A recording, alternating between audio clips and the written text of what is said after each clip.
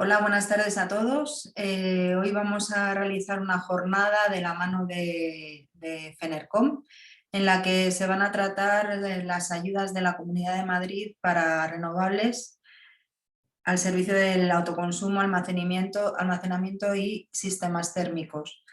Vamos a esperar un minuto a que se terminen de conectar todos los inscritos y enseguida damos inicio a la jornada. Gracias.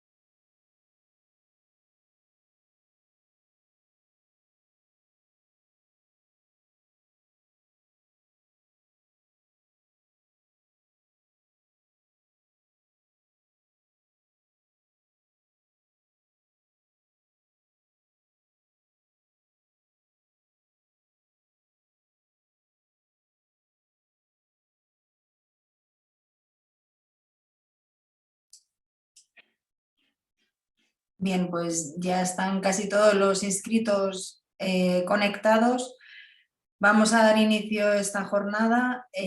Solamente dos anotaciones. Esta jornada está siendo grabada y mañana estará subida en la web de Agremia, en www.agremia.com. Y por otro lado, se podrán realizar preguntas que serán contestadas todas al finalizar la exposición. Abajo de la pantalla tienen un menú en preguntas y respuestas, ahí las podrán escribir y, como ya les digo, serán contestadas al finalizar la jornada. Sin más, doy paso a Inmaculada Peiró, la directora de Agremia, para dar inicio a esta webinar. Muchas gracias.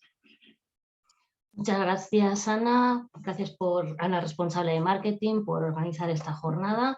Y buenas tardes a todos y gracias por asistir a esta jornada online que organizamos desde Agremia con la colaboración, en este caso, de la Fundación de la Energía, o FENERCOM, como se conoce más coloquialmente, en la que nos van a presentar las ayudas que derivan directamente del Real Decreto 477/2021, que regula las ayudas y subvenciones para autoconsumo fotovoltaico y energías térmicas renovables. Todo ello en el marco del Plan de Recuperación, Transformación y Resiliencia. Estas subvenciones en la Comunidad de Madrid están ya operativas desde el pasado 16 de noviembre y, como hemos dicho, son gestionadas por la Fundación de la Energía. Agremia, como sabéis, forma parte del patronato de esta fundación desde casi sus orígenes y la colaboración con todo el equipo de la fundación es fluida, constante y muy estrecha. Las ayudas que nos van a presentar hoy han sido analizadas en profundidad por el Departamento Técnico y Jurídico de Agremia y tengo que decir que sencillas de tramitar, pues la verdad es que no son, es más, tienen cierta complejidad. En defensa de la Fundación también tengo que decir que ya vienen dadas directamente desde el Ministerio de Transición Ecológica y poco margen de maniobra teníamos poco en la Comunidad de Madrid. No obstante, sí quiero comentaros que como Agremia nos hemos dado de alta como mandatarios, que es la figura que recoge estas subvenciones y que permite a Agremia tramitar en nombre de los clientes, de los socios de Agremia, estas ayudas. En breve, la semana que viene, os enviaremos toda la información para quien quiera utilizar los servicios de Agremia para tramitar. Solo recalcar por mi parte que son ayudas que están operativas ya, como he dicho, que son para todo el territorio de la Comunidad de Madrid y que el plazo finaliza en diciembre de 2023. ¿vale? Por mi parte, poco más, presentar a Rafael Tejedor, que aunque también nos acompaña Iván Vaquero, pero el que va a hacer la exposición es Rafael Tejedor, que es el coordinador de este programa de subvenciones en la Fundación y experto en la gestión de ayudas. Para Gremia es siempre un placer pues, poder contar con personas tan expertas, accesibles y didácticas en sus explicaciones, y solo espero que después de lo que nos cuente Rafael, pues todos tengamos los conceptos mucho más claros. Y a los socios de Agremia que estáis conectados, sabéis que estamos a vuestra disposición para resolver cualquier duda, para canalizarla, si no sabemos responder en ese momento, para canalizarla a la Fundación y para cualquier duda al respecto que tengáis. Y ya sin más, pues Rafael, cuando quieras te cedo la palabra para que puedas empezar con tu exposición.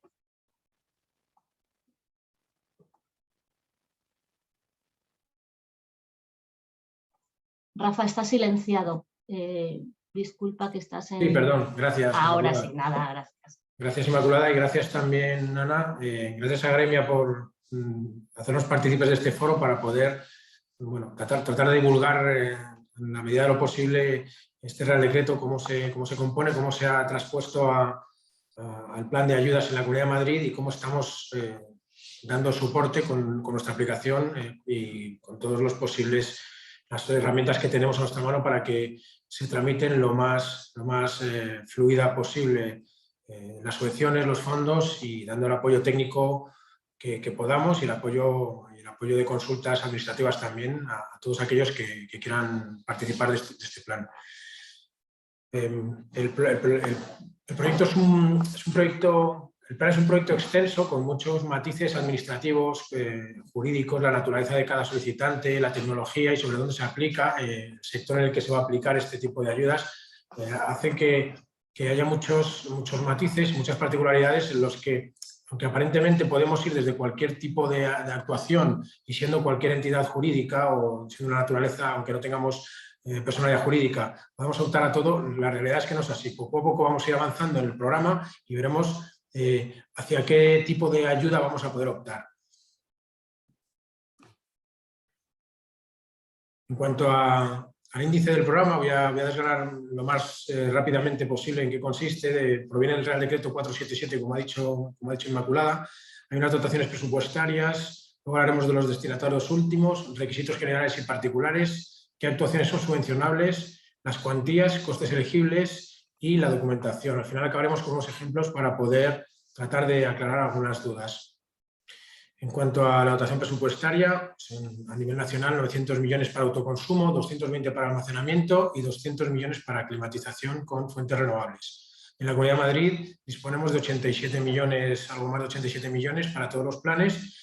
Entró en vigor el Real Decreto el 29 de junio, que se publicó el 30 en el Real Decreto 477, el 30 de junio, y en función de qué tipo de programa ya veremos que se podrá optar a ayudas que hayan iniciado su ejecución a partir del día 1 de julio incluido, pero hay otros programas en los que estas actuaciones tienen que ser ejecutadas a partir de la solicitud de la ayuda. En este caso, los programas, iremos acostumbrándonos a 6 programas. El programa 1, 2 y 3 siempre asociaremos este tipo de programas a actividad económica, entidades jurídicas, algunas no tienen por qué tener personalidad jurídica, pero tienen actividad económica. Estos 3 programas solo podrán subvencionar actuaciones que se inicien con posterioridad a la solicitud de la ayuda, no a la publicación del Real Decreto. Sin embargo, los programas 4, 5 y 6, que van asociados a entidades sin actividad económica, incluso también actividades públicas, pero que no lleven a cabo actividad económica, y aquellas entidades sin ánimo de lucro que no lleven actividad económica o la actividad económica esté destinada a vivienda social, que irían programa 4, 5, 6, estas sí pueden ser actuaciones posteriores al 30 de junio, aunque sean previas a la solicitud del incentivo. O sea, ya tenemos aquí claramente 2 líneas muy definidas. Del programa 1, 2 y 3, con actividad económica, solo se podrán ejecutar actuaciones posteriores a la solicitud, pero el 4, 5, 6 sin actividad económica pueden haber sido realizadas anteriormente a la solicitud desde el 30 de junio. Aquí más o menos se desgranan un poco los programas que nos encontramos con las cuantías. Los programas 1, 2 y 3 son con actividad económica, son relativos exclusivamente autoconsumo con renovables, con o sin almacenamiento. El autoconsumo puede ser tanto por fuente renovable fotovoltaica como eólica. En el caso del programa 1 y 2 pueden llevar asociados almacenamiento directamente o no, solamente paneles fotovoltaicos de producción renovable o eólica. Y el programa 3 es exclusivamente incorporación de almacenamiento, baterías de almacenamiento para fuentes renovables de este tipo de instalaciones que ya estén instaladas previamente a la solicitud de las baterías, a la instalación de las baterías. ¿Qué diferencia hay entre el programa 1 y el programa 2? Pues ya empezamos a ver los matices de la actividad económica que realiza cada entidad. En este caso, programa 1, asociémoslo a servicios, sector servicios. Dentro del sector servicios está el sector terciario, que no es el tercer sector terciario, sector servicios. Y el programa de incentivos 2 son otros sectores productivos, que en principio serían todos los demás sectores, salvo casos concretos como caza, pesca y silvicultura. Más adelante veremos los CNAEs, pero nuestra aplicación en la programación de la Fundación Energía, de forma automática ya hay un desplegable con los CNAEs que podemos elegir en función de cada tipo de programa. Técnicamente no se diferencia la cuantía entre programa 1 y programa 2, ¿vale? No hay ningún matiz, es un matiz más de... Creemos que es nosotros no tenemos no somos el órgano competente que ha convocado las ayudas, pero sí que es el IDAE el que ha establecido esas diferencias, que entiendo yo que también vendrá de Europa. Quién es productivo, quién es sector servicios, irá por uno o por otro. Luego, cuando nos vamos a los programas 4, 5 y 6, ahí hay otro matiz. Hemos hablado que eran entidades o personas físicas que no realicen actividad económica. O en casos particulares, como el sector público, si realizan actividades económicas orientadas a la vivienda social, o en el caso del tercer sector, que asociémoslo a entidades sin ánimo de lucro, si todas estas actividades se realizan sobre actividad económica sobre vivienda social. En cualquier caso, los tres programas a continuación, o sea, el 4, 5 y 6, tienen que ir asociados a residencial, es decir, sector residencial. No podemos, si somos una entidad jurídica con actividad económica, el sector residencial, vamos a tener muchos problemas para justificar que vamos a ese programa. Hay algunos matices, hay algunas instalaciones particulares que podrían ir, pero lo veremos más adelante. Aún así, todavía existen lagunas por la naturaleza particular de alguna entidad jurídica dentro de un tipo de actuación en un sector o en un local que no encaja al 100% en alguna de las propuestas de los programas. Todavía tenemos incluso algunas dudas pendientes de resolver a través del IDAE, pero mientras nuestra aplicación permite ir avanzando para no lastrar a ningún solicitante. El programa 6, no lo he diferenciado. Programa 4 y programa 5 son gemelos al 1, 2 y 3. Es decir, programa 4, incentivos para instalaciones de producción renovable con fotovoltaica o eólica, con o sin almacenamiento, y el programa 5 es exclusivamente almacenamiento incorporado con posterioridad a una instalación existente. Duda tipo, si yo tengo unos paneles, quiero instalar unos paneles fotovoltaicos, solicitar la ayuda y si me la conceden, instalar el almacenamiento renovable, ¿puedo ir de golpe con un expediente del programa 4? No, tendría que solicitar primero por el programa 4 los paneles y en paralelo, por el programa 5, el almacenamiento. No tiene por qué solicitarlos en diferentes momentos. No tiene que esperar a tener la instalación de almacenamiento, la instalación fotovoltaica concedida o ejecutada y luego pedir el almacenamiento. La solicitud puede ir en paralelo, pero la ejecución no. En cualquier caso, ahora cualquiera que entre en nuestra página, en la página web y en el programa de ayudas, verá que los incentivos para el programa 3 y el programa 5 ya están reservados todos y hay lista de espera. ¿Qué quiere decir con esto? ¿Que ya no quedan fondos? Pues en parte no quedan fondos, pero sabemos que cuando empecemos a tramitar toda la documentación, muchos de los fondos se liberarán. Por eso hay una lista de espera que allí están entrando por orden cronológico todas las solicitudes que no obtienen fondos, pero se quedan en lista de espera para cuando se liberen. No podemos garantizar 100% hasta dónde se van a liberar, se liberarán parte, lógicamente. Tampoco podemos garantizar, como nos preguntan algunos solicitantes, si ya se han abierto las nuevas líneas de fondos que se iban a abrir, que se ha hablado en un momento en el Real Decreto, Exactamente, no se ha confirmado nada, no hay ninguna noticia oficial y en principio no deberíamos esperar a que los hubiera porque nos podemos generar alguna falsa expectativa. Nosotros nos ceñimos a los fondos que tenemos actualmente. Bueno, pasados el programa 4 y 5, pasamos al programa 6, que en cuanto a la entidad jurídica y al sector de actuación es el mismo, que es el sector residencial, pero se dedica a las actuaciones térmicas, basadas en renovables. Estas actuaciones térmicas, que yo creo que encajan bastante en el ánimo de Agremia, pues son aquellas que producimos climatización o agua caliente sanitaria con fuentes renovables. Las tipologías que existen son aerotermia, solar térmica, biomasa y geotermia. En función de cómo las llevamos a cabo, pues se pueden solicitar más de una ayuda hibridando tecnología, pero en la aplicación nosotros permitimos, bueno, más que permitimos, es necesario, si hay diferentes tipologías juntas en esta tecnología, abrir diferentes expedientes.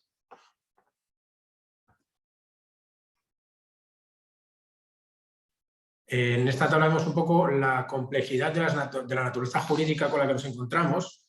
Aquí es una muestra que ha intentado abarcar todo lo que hay y esto está definido por el IDAE. Son personas físicas que no desarrollan actividad económica, personas físicas que sí desarrollan actividad económica, personas jurídicas de naturaleza pública o privada, cooperativas, agrupaciones de empresas, entidades públicas, gestores de polígonos industriales, bueno, etcétera, etcétera.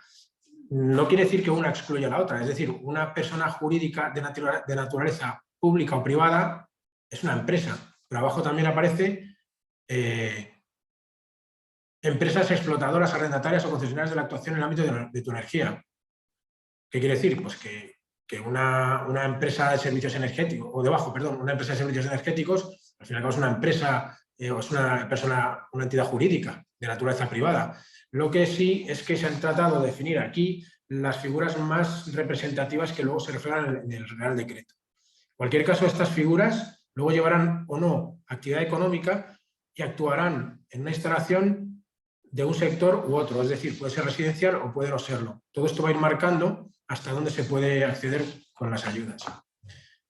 Los programas de incentivos 1, 2 y 3, como he comentado, sector servicios o sector productivo. Para el programa 1, sector servicios, bueno, los CNAs que vienen aquí, y para el programa 2, los CNAs de debajo. Para el 3, cualquiera de ellos. Esto es un dato que vamos a pasar rápido porque la aplicación nuestra ya va orientando, cuando entramos a la aplicación de la solicitud, hacia dónde debemos ir. Programas 4 y 5, como hemos dicho, son incentivos para personas físicas que no realizan actividad económica, pero también que sí realizan actividad económica. Aquí hay una laguna que yo creo que habrá bastantes dudas. Si sí realizas actividad económica, eres un autónomo, puedes puedes actuar en los programas 4 y 5, pero tú no puedes llevar a cabo una actuación sobre un local que no sea residencial. Entonces deberías ir, si tú quieres, tienes un local terciario y eres autónomo y quieres hacer una actuación con paneles fotovoltaicos, no encajas en el programa 4 porque un sector terciario no encaja en este programa. Tendrías que ir al programa 1, sector servicios. Lo que pasa es que la naturaleza jurídica del autónomo no encaja en el programa 4, no encaja en el programa 1, sino en el 4. ¿Qué sucede? Todavía no está resuelto, es una consulta lanzada al IDAE, todavía estamos a la espera. Creen que ya se va a resolver en breve, pero todavía pueden pasar semanas. Como nuestra aplicación permite solicitar ayudas, no conceder, solicitar en expedientes paralelos, nosotros ahora recomendamos que soliciten por el programa 4 y por el programa 1. ¿Qué conseguimos con esto? Mantener un incentivo y en cuanto se determine cuál es, podemos cancelar el que no sea procedente. Esto es una treta que realmente lo que no es lo más ético que se puede pensar, pero lo peor es que nosotros orientemos a alguien a solicitarlo por el programa 4, porque consideramos que es así, pero luego el órgano competente dentro de un mes indica que es el programa 1, esa persona a lo mejor ha lastrado su incentivo. Y si su incentivo ya no tiene más fondos, nosotros no podemos ser responsables de haber orientado mal a un solicitante, un destinatario último. Por lo tanto, a priori, cuando haya dudas, aconsejamos que se abran cada una por una línea y ya en su momento se cerrará una de las dos expedientes, se continuará con el otro. Ese expediente a la vez liberará fondos para una nueva solicitud de un tercero. En cuanto al programa 6 pasa lo mismo, tenemos personas físicas con o sin actividad económica y luego las entidades locales, bueno, que no las he mencionado todavía, pero bueno, les comento ahora. En el programa 4 y 5, entidades locales y sector público institucional que no realiza actividad económica. Y pasa lo mismo en el programa 6, entidades o organizaciones públicas o privadas sin ánimo de lucro. En el caso de que sean entidades que realizan actividad económica, que sean sin ánimo de lucro, que realizan actividad económica, tiene que estar orientada a la vivienda social. Si nosotros somos una entidad sin ánimo de lucro, pero nuestro local o nuestro edificio es un terciario protectora de animales o similar, aquí no encajaría, aunque sea una entidad sin ánimo de lucro. Aquí encajan entidades sin ánimo de lucro en el sector residencial. Luego, otra figura importante son las comunidades de propietarios. Las comunidades de propietarios encajan perfectamente en estos programas si esa comunidad de propietarios está vinculada a un edificio residencial. Si no está vinculada a un edificio residencial, comunidades de propietarios de asociaciones de locales empresariales, oficinas o sector terciario, no puede encajar aquí, con lo cual no podría optar al programa de incentivos 6. Sí podría optar al programa de incentivos 4, pero como entidad jurídica, pero como local tampoco. Deberíamos ir al programa 1 y sucede lo mismo. Es una duda que está en consulta del IDAE. Si somos comunidad de propietarios, a priori no se menciona en el programa 1, sino en el 4, pero el local comercial no está incluido en el programa 4, sino en el 1. Hay una discrepancia y volvemos a recomendar, mientras se resuelve esta situación, que se abran dos líneas de solicitud. En cuanto a las entidades públicas, todas aquellas entidades públicas pueden representar a otras personas, ya sean privadas, entidades jurídicas públicas, personas físicas, que sean propietarias de instalaciones del sector servicios o otros sectores productivos que, aun careciendo de personalidad jurídica, pueden llevar a cabo la ejecución de las correspondientes actuaciones de autoconsumo con fuentes renovables. Aquí los matices que hay es la tercera gran pata de estas ayudas es que el destinatario último de las ayudas es el que tiene que ser propietario de la instalación. Por eso, en un local, propiedad de una persona o de una entidad, otra entidad puede llevar a cabo una instalación, pagarla y solicitar el incentivo para sí, siempre y cuando cumpla el resto de condicionantes. Y luego, mientras la titularidad de esa instalación se mantenga en propiedad del solicitante durante los 5 años posteriores a la concesión de la ayuda. Pongo un ejemplo y lo voy a resolver más rápido. Comunidad de Madrid es propietaria de un colegio público que además tiene, por algún avatar, tiene actividad económica. Lo que pasa es que un ayuntamiento, el ayuntamiento donde se ubica el colegio, es el gestor de la energía de ese colegio y va a pedir la solicitud, va a solicitar la subvención. Nos encontramos con tres figuras, o tres que son entidades públicas o semipúblicas, el colegio en este caso. El ayuntamiento es el gestor de la energía y pide la ayuda. Es titular de la instalación, la va a pagar y la va a comprar y la va a mantener durante al menos esos 5 años. Entonces, encajaría perfectamente como entidad pública en el programa 4, si no realiza actividad económica el ayuntamiento. Lo que pasa es que es un sector terciario, entonces, al final, ¿dónde tiene que ir? Es por el programa 1, porque estamos hablando de un sector terciario. Una instalación en un sector terciario, programa 1.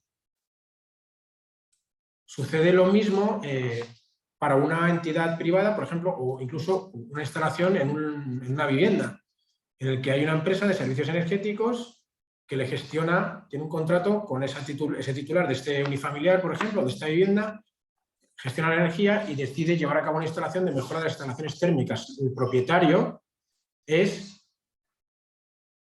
Perdón, estamos hablando de instalación fotovoltaica. El propietario de la instalación fotovoltaica es la empresa gestora de la energía y iría por el programa 1. Es una instalación en la que haríamos una fotovoltaica, somos una entidad jurídica del sector terciario, tenemos que solicitarlo por el programa 1. si nos encontramos con una instalación térmica en un sector residencial que lo quiere financiar una entidad con actividad económica, no podría ir por el programa 6, porque la titularidad de la instalación va a ser de una entidad jurídica con actividad económica, con lo cual no puede solicitar por el programa 6 las ayudas. Más requisitos generales. Las actuaciones tienen que ser llevadas a cabo en la Comunidad de Madrid, pero la entidad que solicita la ayuda no tiene por qué tener su sede en la Comunidad de Madrid. Una empresa de Burgos puede tener un edificio en Madrid y puede solicitar su ayuda acogiéndose a estos programas. Incluso puede tener varios edificios y para cada edificio puede pedir una ayuda diferente. Se pueden pedir tantas solicitudes como actuaciones se lleven en diferentes referencias catastrales, o si es una misma referencia catastral, que se lleven a cabo diferentes actuaciones para esa misma referencia catastral. Es decir, en cubiertas, poner fotovoltaicas, la misma empresa en 3 sedes diferentes es correcto. Poner 3 instalaciones fotovoltaicas diferentes en un mismo edificio no es correcto. Poner en una misma referencia catastral una instalación térmica y una fotovoltaica sí que es correcto. Entendemos que no hay limitaciones, como hemos visto, para poner solicitar varias actuaciones. Luego hay otro matiz que lo comento aquí. Es muy importante, todas las ayudas deben contar con un sistema de monitorización de energía. Para el programa 4, 5 y 6 bastará con un dispositivo de monitorización de energía térmica o eléctrica en función del programa que pueda ser accesible vía móvil. Salvo, la única excepción de todos los programas es instalaciones de biomasa local, lo que podemos asociar a estufas de biomasa. Y es un tema técnico, no es posible quizá medir la energía si no hay un flujo a través de un caudal o un conducto, que podamos ver el salto térmico y el caudal ya sea caudal de agua, o yo entiendo que caudales de aire se pueden monitorizar sistemas de biomasa por conductos. Para los demás programas 1, 2 y 3 no solo necesita contar con el sistema de monitorización accesible vía móvil, sino que en un lugar público y accesible debe haber una pantalla en la que se visualice la energía que en ese momento se está produciendo y consumiendo. Esto será muy importante, ya que no es solo una herramienta de divulgación de las ayudas, sino también para justificar en cada caso a posteriori que se han cumplido los requisitos que se exigen, ya sea de consumo y demanda de energía o de producción. Esta herramienta nos va a permitir justificar esos cumplimientos. Sucede con el caso del 80% del autoconsumo en el programa 4 de fotovoltaica. Sí, como todos habremos leído, los que hemos leído el Real Decreto y estamos ya avanzando en él, para el programa 4, para poder acogerse al programa 4 es necesario que el 80% de la energía renovable producida sea autoconsumida. La redacción de esto tiene sus matices, hay unas comas en un sitio, unos puntos, unos conectores textuales que nos pueden llevar a error, pero al final es muy sencillo. En términos de cómputo anual, toda la energía, de toda la energía que se produce, por otro lado, tiene que consumirse ya sea de la red o ya sea de la propia instalación de producción renovable, el 80%. Es un poco, a lo mejor me he expresado un poco mal, voy a repetirlo. Cogemos todo el cómputo de la energía que consume el edificio, o el local, perdón, el edificio me refiero al edificio residencial o la vivienda, y esa energía tiene que ser al menos el 80% de la que haya producido la instalación fotovoltaica, en términos anuales. Por ejemplo, podemos tener una vivienda que consume 10.000 kilovatios hora año, pues para que fuera viable tendría que producir como mucho 12.500 kilovatios hora año con la fotovoltaica. Este es el resumen más sencillo. Es decir, la inversa del 80% multiplicado por lo que consume mi vivienda es el máximo al que puedo optar en energía producida. Y esto ya va vinculado a la potencia pico. Entonces, es una manera de limitar la potencia máxima que instalar para acogerse al programa 4. Hay una excepción, es si no instalamos más de 2,63 kilovatios pico en la vivienda o en el local. En ese caso no haría falta justificar este 80%. ¿Cómo se justifica este 80%? En 3 fases. En la fase de solicitud es una declaración responsable de técnico competente. Más adelante, dentro de unos meses, en la fase de justificación, mediante una memoria firmada por técnico competente, y a posteriori de la concesión, en el caso de que haya inspecciones que están previstas, habrá que justificarlo bien con facturas, bien con información del sistema de monitorización. En el caso de que tenga algún sistema de auditoría o de consultoría, pues también podría valer esa memoria justificativa. No es necesario tener facturas antes y facturas después. Una pregunta tipo: mi vivienda es nueva, no he consumido nunca, ¿cómo puedo justificar que he pasado a consumir menos energía, perdón, que he pasado a consumir el 80% de las renovables si antes no consumía nada? Es que no hay que comparar con el estado anterior. A modo de ejemplo, el IDAE dice que tenemos que analizar, estimar, además en concreto habla de estimar el consumo de energía como si no tuviéramos instalación renovable y luego como si lo pusiéramos. De tal manera que si nosotros tenemos una serie de dispositivos consumidores de energía eléctrica, hacemos una estimación de las horas de uso de esos dispositivos más su carga pico y su carga media y nos va a dar un consumo anual de energía. Ahora tenemos una instalación fotovoltaica con una carga pico, perdón, con una potencia pico instalada y con una curva de producción anual y genera unos kilovatios hora renovables. Casamos ambos y al menos el 80% de la renovable tiene que haber sido consumida por la vivienda. Los elementos de cálculo y monitorización, los balances que haga la comercializadora, etcétera, etcétera, pueden tener sus desviaciones, pero eso se analizarían a posteriori en la fase de revisión e inspección de las actuaciones.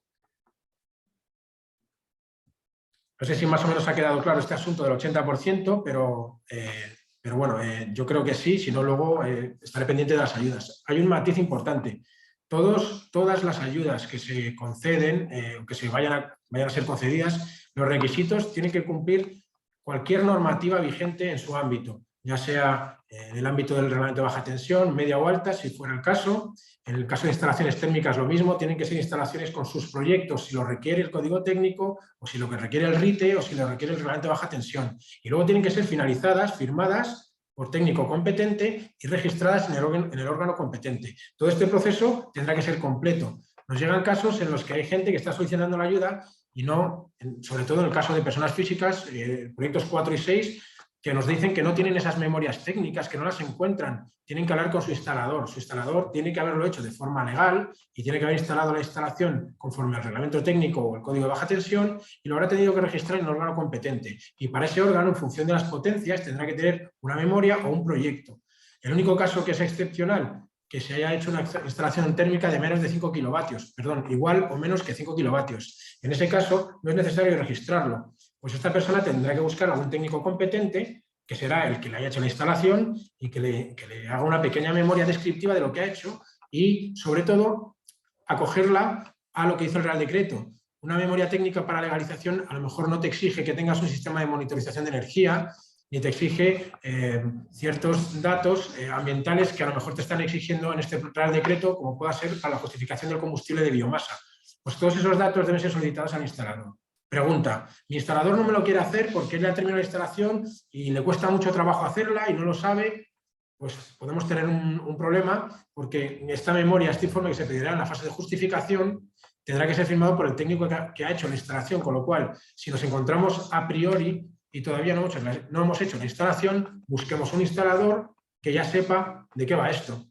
Si lo hemos hecho con alguien hace un par de meses o 3 y esta persona se quiere desvincular, pues tratemos de hablar con él para poner las cosas fáciles y que nos ayuden a conseguir esto. Si no, pues tendrá que leer bien el Real Decreto para ver cómo pueden cumplimentar toda la información técnica, ambiental, declaraciones responsables, etcétera, etcétera.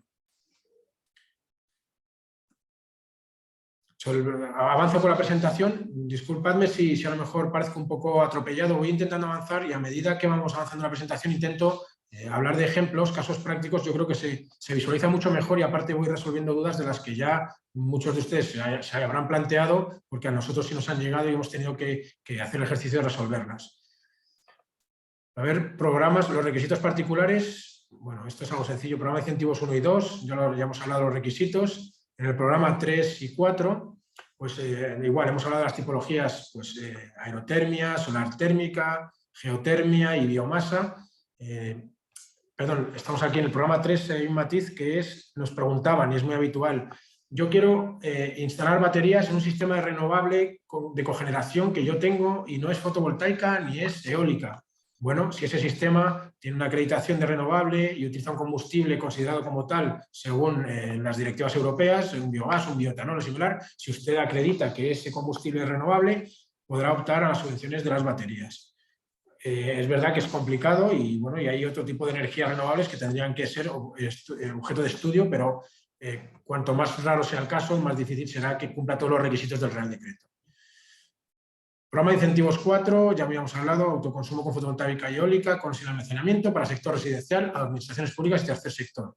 El 5 es igual que el 3 en cuanto a tecnología, pero igual que el 4 en cuanto a naturaleza y sector de aplicación. El programa 6, como hemos hablado, instalaciones renovables térmicas. Casos concretos del programa 6 interesantes. Se aportan ayudas adicionales. Bueno, perdón, para todos los programas hay unas ayudas adicionales. Estas ayudas adicionales no es que sean actuaciones subvencionables per se, por sí mismas, sino que si usted lleva a cabo la actuación principal y cumple algunos de los requisitos de la actuación adicional, podrá optar a un incremento en el incentivo. Para los programas 1, 2, 3 y 4, este caso es si usted va a eliminar amianto bajo la superficie en la que va a poner fotovoltaica, una parte proporcional de ese amianto, de esa retirada, si justifica todo lo demás, es decir, a dónde va, si se ha hecho con un técnico, perdón, con una empresa habilitada y se lleva a vertedero de forma habilitada, podrá optar a un incremento en su incentivo. Lo mismo para instalar marquesinas. Hay veces que una marquesina es necesaria por diferentes motivos, liberar espacio en suelo, o que en cubierta hay sombras permanentes que tienen que evitar para mejorar la producción y el rendimiento de su instalación fotovoltaica. Elevar esa producción a varios metros del nivel más bajo de la cubierta puede mejorar el rendimiento y es financiado con un incentivo adicional. Para los programas térmicos, ese incentivo adicional está vinculado al sistema radiante o al desmantelamiento de una instalación previa. ¿Desmantelamiento de qué? De instalaciones de biomasa y de solar térmica cuando se sustituyan por otras de igual tecnología, pero incrementando la potencia de producción. Y para elementos radiantes, si usted instala suelo radiante o aeroconvectores, fan coils, etcétera, etcétera, o radiadores de baja temperatura, eso también es una ayuda adicional. Esto se hace, lógicamente, porque para poder habilitar más elementos consumidores de energía eléctrica que sean complementarios a todo este plan de producción renovable, necesitamos sustituir elementos consumidores de combustibles fósiles con elementos consumidores de energía eléctrica. Pero estos, generalmente bombas de calor, trabajan a baja temperatura y no son compatibles con elementos de radiantes de alta temperatura. Bueno, sí son compatibles, pero no cumplirían los límites térmicos de confort en una vivienda. Un radiador de fundición que trabaje a 80 grados emite una potencia para esos 80 grados. Si cambiamos el sistema de producción a uno de bomba de calor que trabaja a 50 grados, ese radiador posiblemente baje en un 30 o un 40% su potencia. ¿Cómo lo hacemos? Sustituyendo ese radiador por uno de baja temperatura que produzca la misma potencia para menor temperatura de producción. Por eso se incentivan este tipo de elementos radiantes y son ayudas adicionales. Aquí hago un cuadro, presento un cuadro en las compatibilidades de ayudas que yo creo que lo he mencionado antes, no voy a insistir más, pero básicamente es que si tú eres una persona física o una entidad jurídica que va por un programa 4, pero tu edificio no va por el 4, sino que es un terciario y deberías ir por uno de 2, no hay compatibilidad. Puede que se dé el caso y simplemente es que este programa no incentiva ese tipo de actividad. Y si no incentiva, ya vendrá otra que se están previendo, que se esperan preparar, programas nuevos con fondos del mismo origen y que incentivarán esas ayudas. Esto está hecho para lo que está hecho. Y el IDAE todas las lagunas que hay no son casuales, se han querido dejar así para que vayan por otras líneas de incentivos futuros o paralelos. Este es el tema, bueno, aquí programa de incentivos, actuaciones subvencionables, programas 1, 2 y 4, estamos hablando de producción fotovoltaica y eólica, se subvencionan hasta los 5 primeros megavatios. Más allá de 5 megavatios no quiere decir que se tira la subvención, pero que solo se van a financiar los 5.000 primeros kilovatios. Y para el programa 4, como hemos hablado, el límite lo marca el 80% de autoconsumo, salvo que sea menos de 2,63 kilovatios pico la potencia pico instalada. Bueno, hablamos de potencia pico, importante para la fotovoltaica. Lo que marca en los programas con fotovoltaica el cómputo del incentivo es la potencia pico de la suma de todos los paneles, no es la del inversor. En Madrid marca la potencia nominal de la instalación lo que sea mayor, ya sea inversor o panel, aquí no. La potencia pico la marca la suma de la potencia pico de cada panel. El inversor, para que sea subvencionable, ha de estar, dentro de los costes, es coste elegible, pero ha de estar con una potencia igual o menor a la de paneles instalados. No queremos decir que la gente se tenga que instalar un inversor más pequeño o igual. Lo primero, no es una obligación optar estas ayudas. Lo segundo, es habitual que ya solo con el coste de los paneles, la instalación, el cableado, con esa partida del presupuesto se llegue a cubrir el 100% del incentivo que se puede conseguir. Es decir, retirando el coste del inversor tampoco va a suceder nada. Entonces, si usted tiene una estrategia en la que quiere poner 500 vatios más en el inversor, lo único que no va a perder toda la ayuda, simplemente va a tener que sacar como coste subvencionable su inversor. Y el día de mañana, si usted quiera incrementar los paneles, pues esto no es contradictorio. No descarta toda la subvención el hecho de que el inversor sea mayor, simplemente es el coste de ese inversor. A diferencia de esto, hay un matiz con el almacenamiento, que yo entiendo que todo el mundo ya lo habrá visto, que es el límite que se marca de 2 kWh de almacenamiento máximo por cada kilovatio pico instalado. Esto nos limita, a diferencia del tema del inversor, a que en este caso, si solicitamos una ayuda para baterías y no cumplimos este ratio, esa actuación no es subvencionable.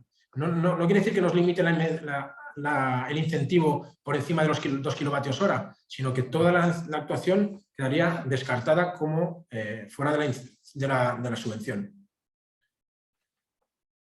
Aquí hablamos del tema de los incentivos en programas 3 y 5, potencia pico 2 kWh por kilovatio pico y sobre todo tecnologías basadas en plomo ácido no son subvencionables. Básicamente son ion litio, aunque si hay otra que sea justificable sería aceptada, salvo las que sean base de plomo ácido.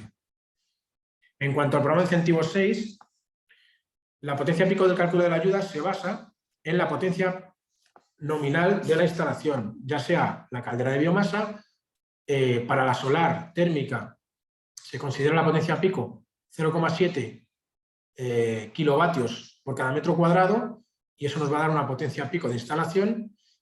Si hablamos de bombas de calor geotérmica, la potencia pico la marcará las condiciones para aerotermia en producción 7 grados en el lado fuente, 35 en el lado consumo, y en geotermia 0 grados en el lado fuente, 35 en el lado consumo. Y tienen que cumplir todos los compresores que el rendimiento estacional sea superior a 2,5. Para la biomasa tiene unos limitantes muy extensos en materia ambiental de cómo compensa la biomasa empleada el balance de CO2 emitido. Viene expuesto en el Real Decreto, aquí los ponemos también, y hay diferentes requisitos para instalaciones que sean hasta 1 megavatio o mayores de 1 megavatio. El cálculo de los incentivos lo expongo aquí, está accesible en nuestra página web y nuestra aplicación lo calcula solo, pero básicamente hay unos ratios para los programas 1, 2 y 3 que es importante ir por este programa.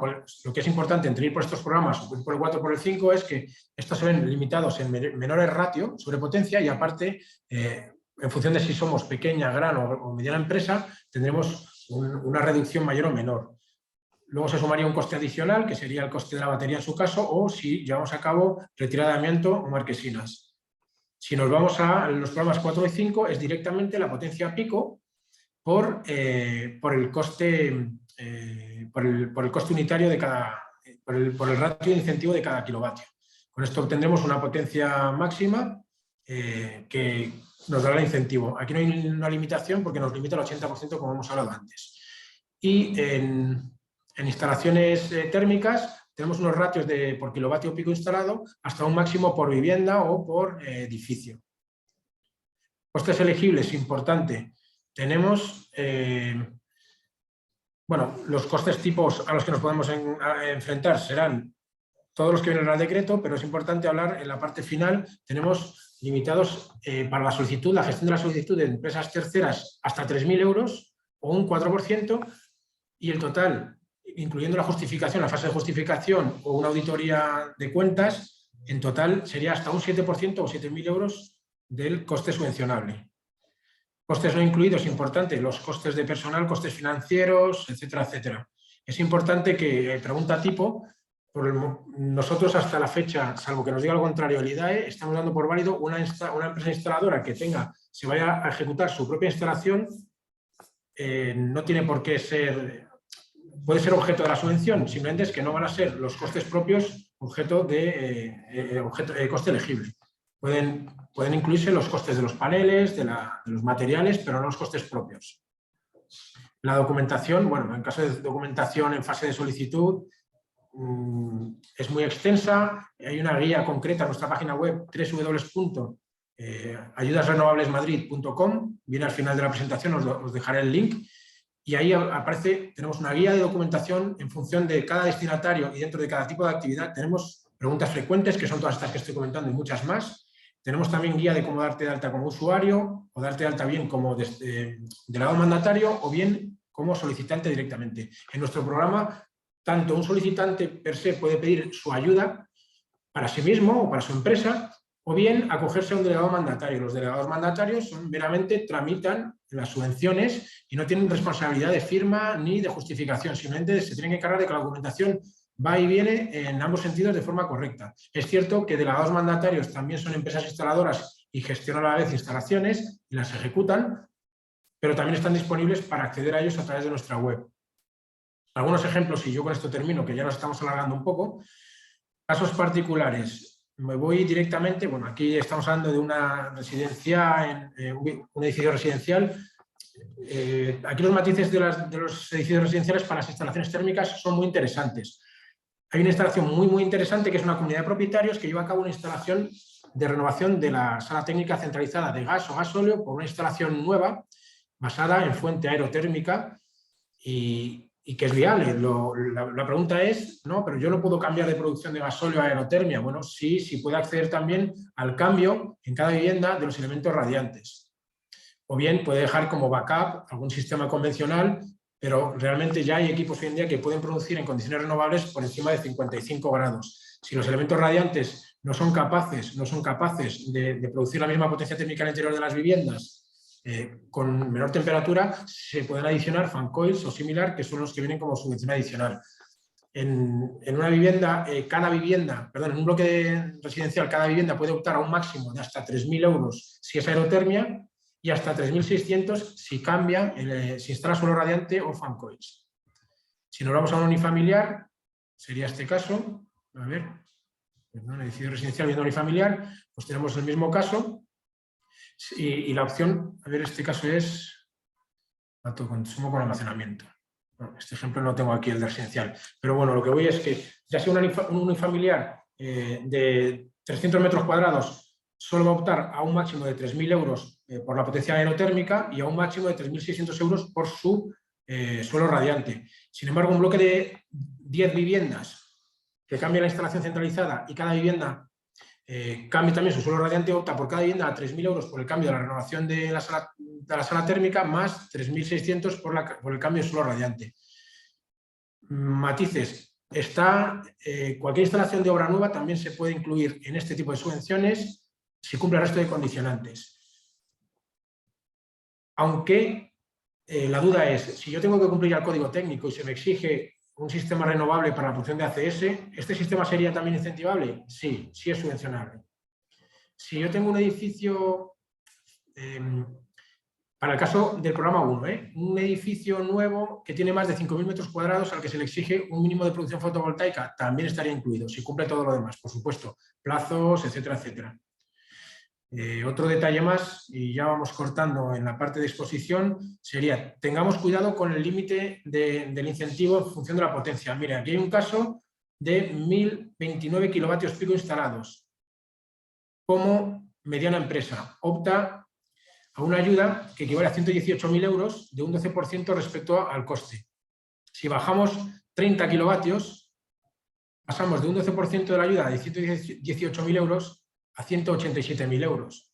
No sé hasta qué punto 30 kilovatios nos van a beneficiar o perjudicar, pero sí que vamos a sacar pues, 70.000 euros de diferencia. Entonces tengamos cuidado en esos límites, entre los 90 y los 100, entre los 1.000 y los 900, etcétera, etcétera. No quiero extenderme más, estos ejemplos están todos en nuestra web y bueno, seguro que se me quedan 1000 cosas en el tintero. Estamos a vuestra disposición. Nuestra dirección para este tipo de consultas, ya sea por la web con toda la documentación, es www.ayudasrenovablesmadrid.com y el correo info@ayudasrenovablesmadrid.com. Pues por mi parte he intentado abarcar todo lo posible y bueno, si queréis, vamos a ver algunas preguntas. Sí, muchas gracias, Rafael. Sí, ya tenemos alguna pregunta que te la voy a ir leyendo. Jacinto Rodríguez nos pregunta, ¿se puede justificar el 80% con el consumo de red del año anterior y producción estimada obtenida con el software del fabricante, haciendo el cálculo con los paneles utilizados? Sí, esa estimación es la más lógica.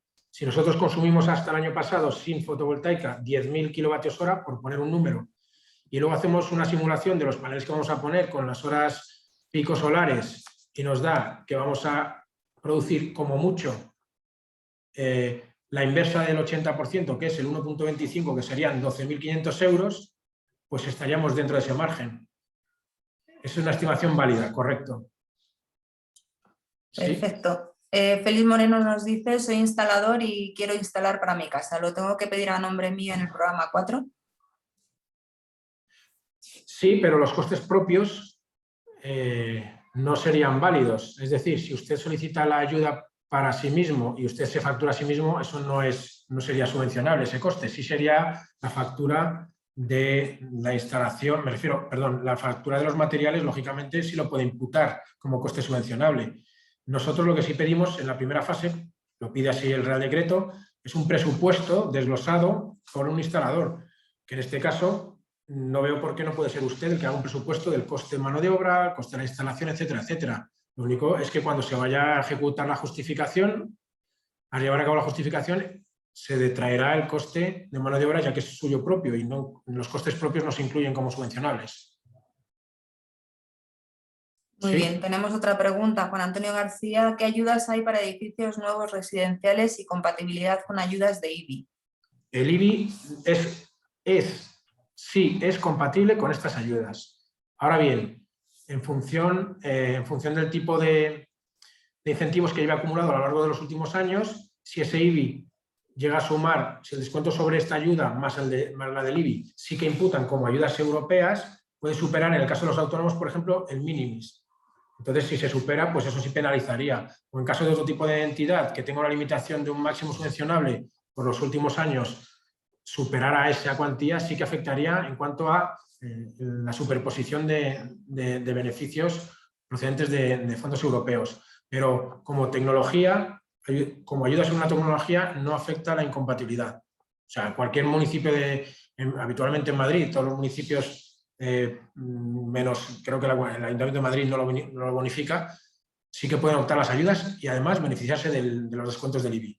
Eso por un lado. Y ayudas para edificios nuevos residenciales, estas son compatibles con un edificio nuevo residencial, siempre y cuando se cumpla una cosa muy importante que es los plazos. Un proyecto ya contratado y firmado antes de la fecha límite, que sería el 1 de julio para el programa 4, 5 y 6, o el día de la solicitud de la ayuda para los programas 1, 2 y 3, cualquier compromiso vinculante dejaría fuera la ayuda. No son compromisos vinculantes las actuaciones preparatorias, es decir, un proyecto para solicitar una licencia urbanística es una actividad preparatoria y no se considera vinculante. Ahora bien, como dentro de ese proyecto haya un presupuesto que ya haya firmado el titular, eso sí es un compromiso vinculante. Así que hay que tener cuidado con esos detalles, más todos los otros requisitos técnicos y administrativos que exigen ayuda, como quién es el titular, la trazabilidad de la propiedad de la instalación de principio a fin, los pagos, etcétera, etcétera. Muy bien. Miguel Madero dice, ¿es correcto que hay que adjuntar 3 presupuestos y que la ayuda se da a lo más barato? No. Lo primero, si se superan los 40.000 euros de coste subvencionable, si se superan, habría que presentar 3 presupuestos. Si de los 3 presupuestos el más barato no es el elegido, habrá que justificarlo en base a que la tecnología no pueda ser, seguramente no sea accesible por otros bienes del mercado. puede pasar esto en algún tipo de tecnología muy concreta, muy avanzada, ya sea de un control o de algo que no sea habitual en el mercado.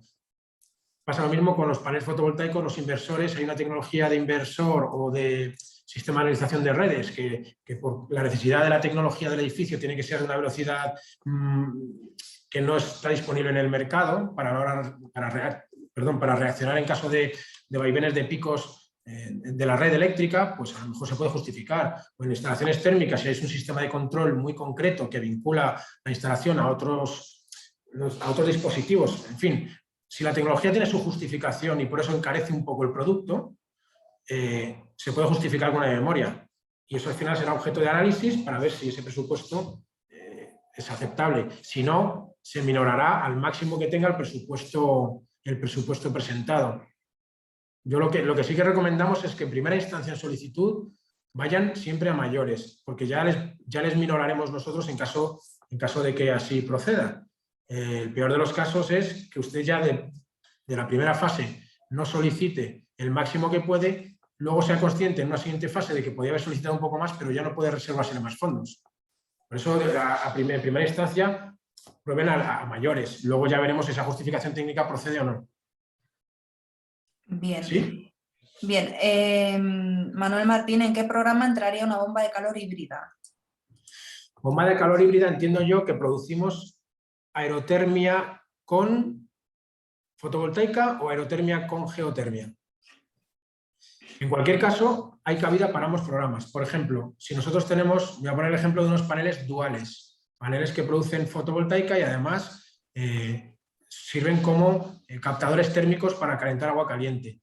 Se elige la parte proporcional de la potencia, se coge la potencia pico fotovoltaica, se multiplica por su ratio y obtenemos un máximo de incentivo, y se multiplica la potencia térmica por su ratio y obtenemos un máximo de incentivo térmico. En la primera parte iríamos por el programa 1 de fotovoltaica o 4 y en el segundo por el programa 6. Perdón, no podemos ir por el programa 1 porque solo para residencial podemos ir por el 4 y el 6. En ese caso abrimos dos expedientes, intentamos desgranar los presupuestos con una memoria explicativa que acredite qué va para cada fondo, para cada subvención, y aplicamos el incentivo a ese presupuesto. Pasa lo mismo con una instalación híbrida solar térmica con biomasa. Supongamos el caso, la biomasa solo para climatizar, la solar térmica solo para ACS. Nosotros en nuestro caso abrimos dos expedientes, los dos por el programa 6. Entonces, abrimos un expediente por el programa 6 con la potencia térmica justificada para la climatización, multiplicamos por el ratio de biomasa, abrimos un expediente por el programa 6 para la tipología ACS con el ratio de ACS y multiplicamos por la potencia y el incentivo de ACS.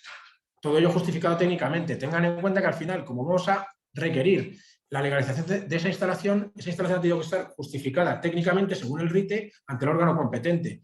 No es lógico que una vivienda que tiene un cálculo térmico en el que el máximo de potencia sean 8 kilovatios para demanda de calor y frío, o 10, pongamos 20, y luego para ACS tenemos una demanda de un interacumulador renovable con producción de bomba de calor aerotérmica de 3 kilovatios, nosotros aplicaríamos esa potencia a esa máquina. Si de repente usted quiere meter una máquina de 40 kilovatios, a lo mejor en principio yo en la solicitud sí lo voy a ver y voy a proceder a reservar el máximo incentivo, pero cuando llegue la justificación técnica, o bien el RITE no se lo permite y el órgano competente tampoco, si a mí nadie me dice lo contrario, pues yo me lo tendré que creer, pero yo entiendo que el órgano competente no le va a permitir para una instalación con una justificación de demanda térmica para CS y para clima, instalar una instalación sobredimensionada en exceso. Lo mismo ocurre si usted presenta una bomba de calor cuyo rendimiento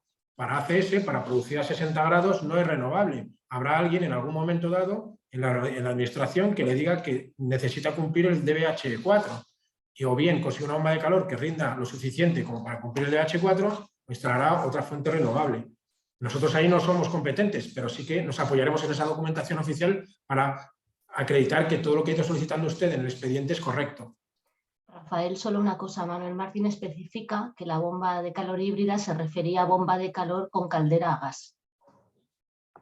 esta tecnología, cualquier tecnología que tenga combustión y uso de combustibles fósiles está totalmente fuera de este proyecto. Si es este tipo de tecnología, yo desconozco bomba de calor con sistema de combustión, lo desconozco, no sé si puedo hablar un poco más en detalle, pero si hay una parte de la potencia renovable, se aplicaría sobre ese ratio de potencia renovable y el incentivo correspondiente. No sé si me he explicado. No te preocupes, lo que le decimos a Manuel, que nos haga llegar la pregunta y que nos llame a Gremia y os lo trasladamos. Es un caso muy concreto que yo, no sé, quizás no lo he entendido bien, pero bueno, que nos lo plantee bien por la vía del correo o a través de vosotros y lo intentamos analizar. En el caso de que no sepamos dar una respuesta concreta, podemos hacer una consulta también con el órgano competente, o ya sea el órgano competente de la Comunidad de Madrid o al propio IDAE. Perfecto. Fernando Benjumea nos dice qué tipo de memoria explicativa sería necesaria para presentar junto al presupuesto para el programa 6.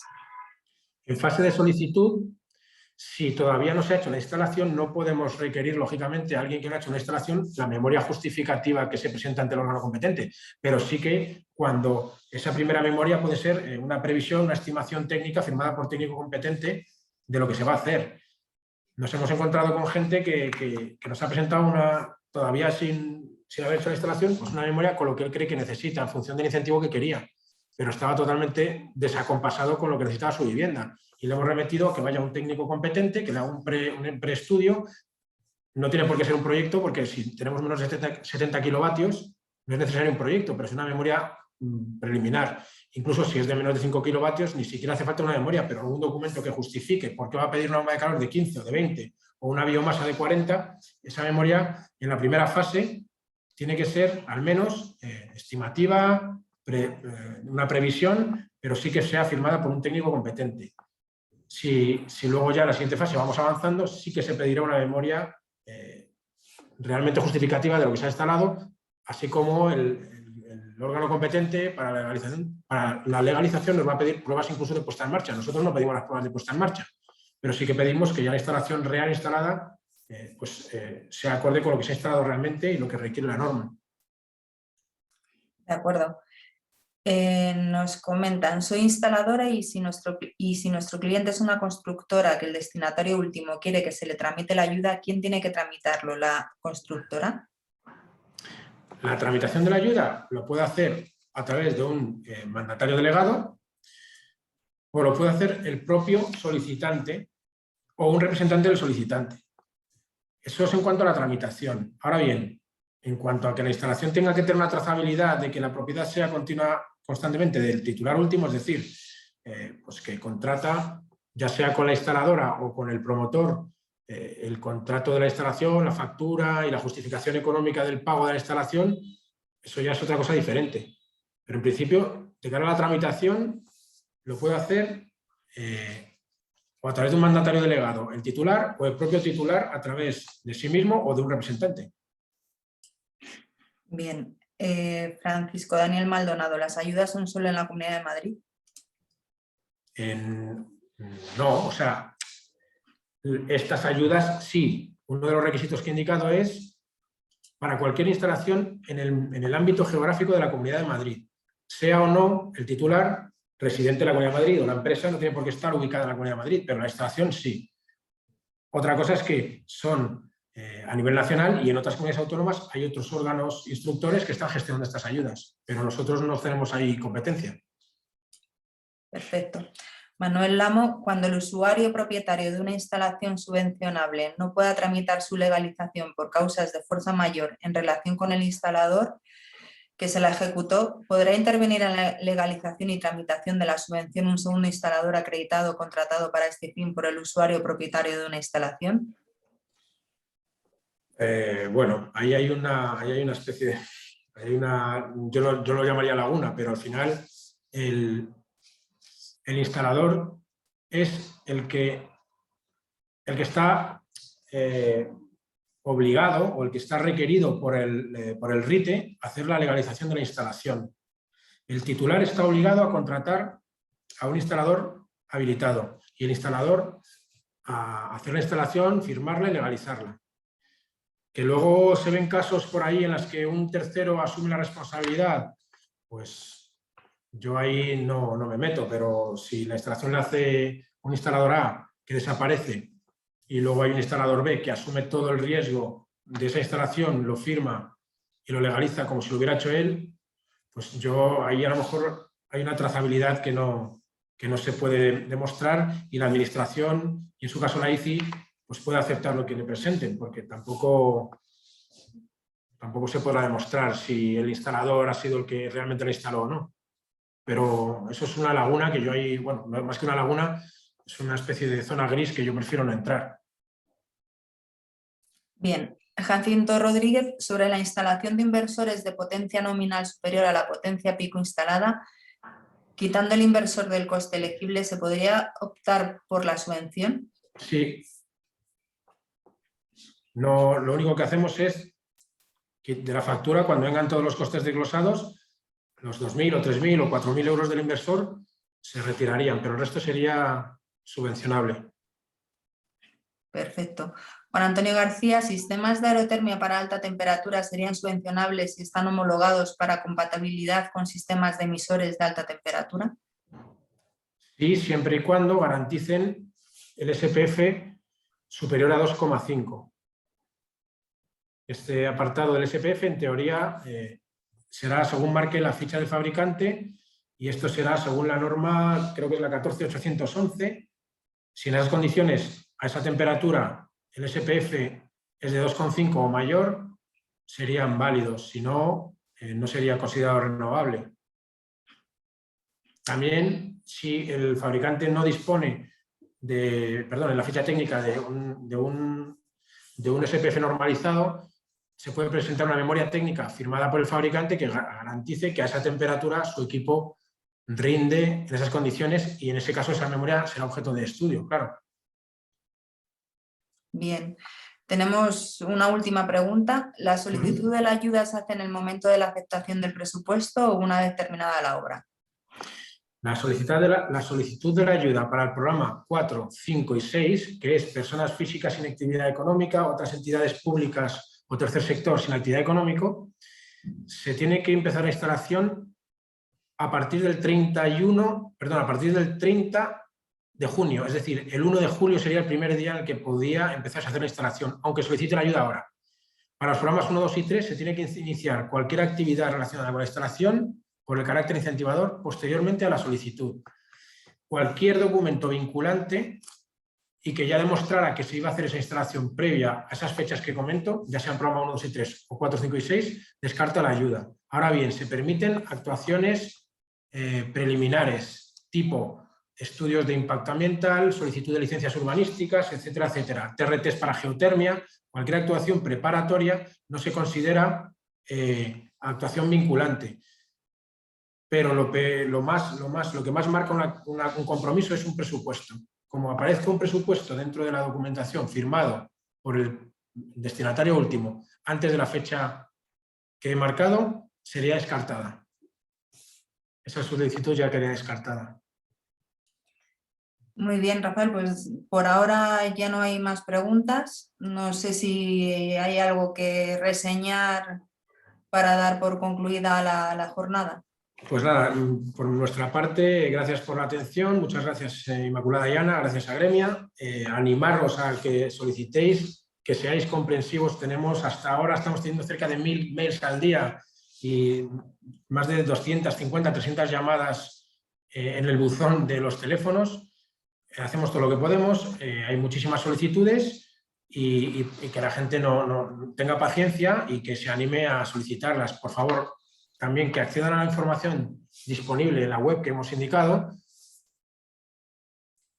Creo que la veis aquí, porque hay mucha documentación, muchísima, en la que podéis apoyaros, preguntas, información técnica, ejemplos, presentaciones, guías, y cualquier otra duda nos la enviáis a info@ayudasrenovablesmadrid.com y trataremos de resolverla lo más rápido posible, que ahora todavía hay mucha cola, pero os animo, por favor, y que tengáis paciencia. Muy bien. Bueno, pues para cualquier cosa, a vuestra disposición.